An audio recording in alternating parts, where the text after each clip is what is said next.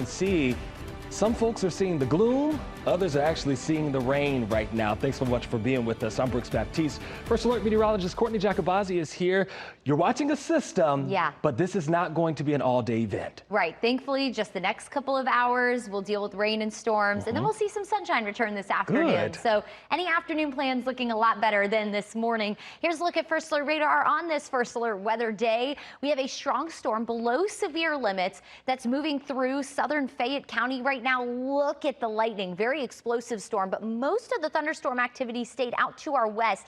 These are really tricky to forecast, and thankfully, most of the strong storm activity did stay out to our west. Some light rain inside the perimeter all the way up I-85 up into Hall County. But again, main focus, this thunderstorm complex right here moving through southern Fayette County, about to move into Griffin. If you live in Griffin, don't head out right now. Give it about half an hour and you'll be good to go. But over 200 lightning strikes within this cluster of storms, 40-mile-per-hour wind gusts, maybe even some very small hail. And we'll time that out for you hour by hour over the next several minutes here. But again, if you live in Griffin, don't be heading out the door right now. We'll hold on to that First Alert weather day the next couple of hours. By noon, just about a 30% coverage of showers, mainly south of the city, maybe some light trailing showers across Metro. We'll see sunshine return this afternoon with temperatures climbing into the low to mid 80s.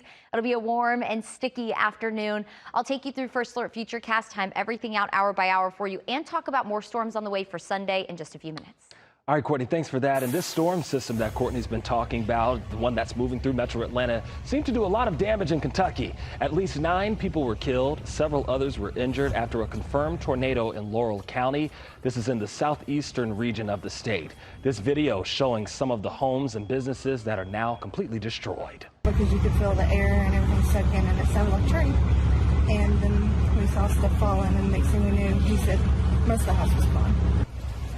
Crews spending the overnight hours searching destroyed homes for survivors and victims. Right now, it is unknown how many people were killed during the storms.